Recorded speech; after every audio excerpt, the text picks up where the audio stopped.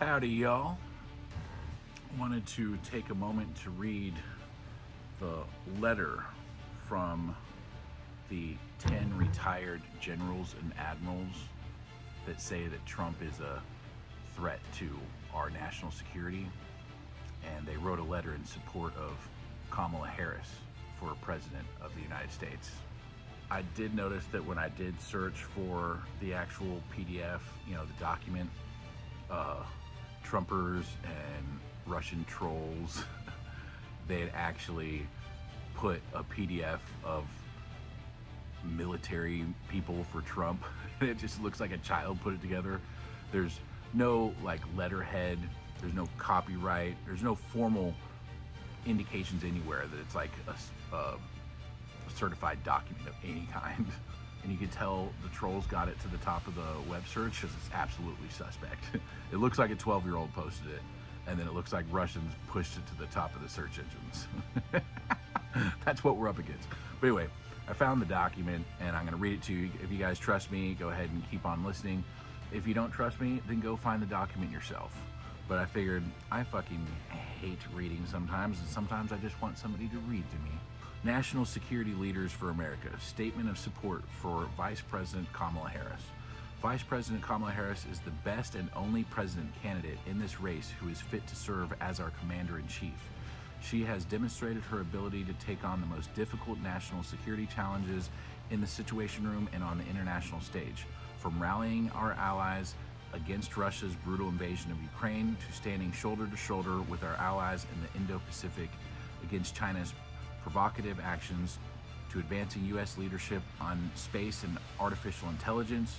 She is a steadfast supporter of our service members, veterans, their families, caregivers, and survivors.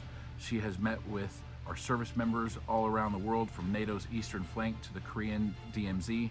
She has spoken repeatedly about the extraordinary skill, discipline, and dedication of our armed services, and she will make sure the United States honors its sacred commitment to those who defend our freedoms and our way of life, including protecting the benefits they earned when they return from service. Frankly stated, Donald Trump is a danger to our national security and our democracy.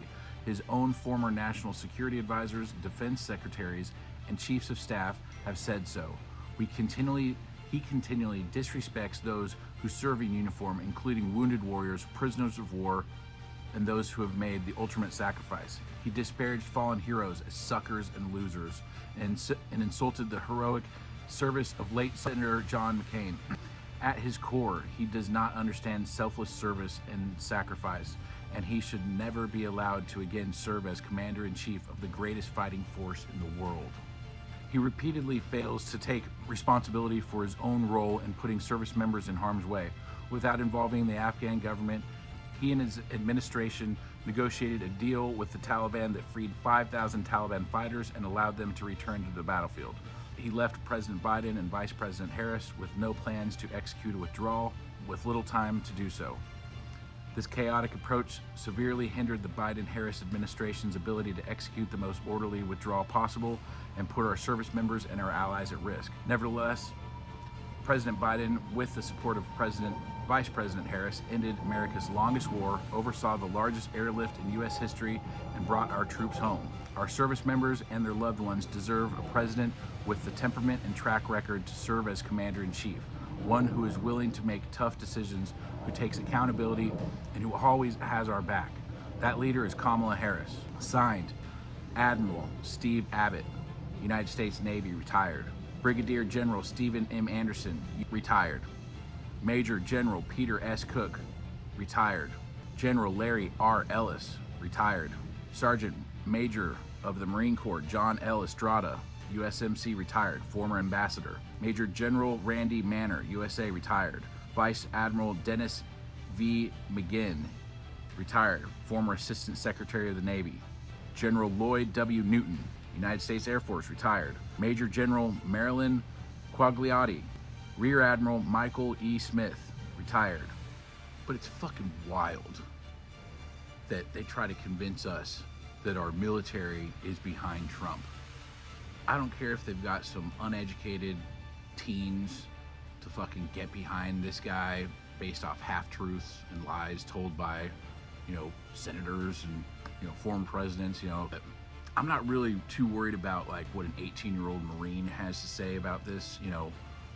God bless him, and Godspeed, and wish him safety. I didn't need that letter to know or to validate, what I know about that man.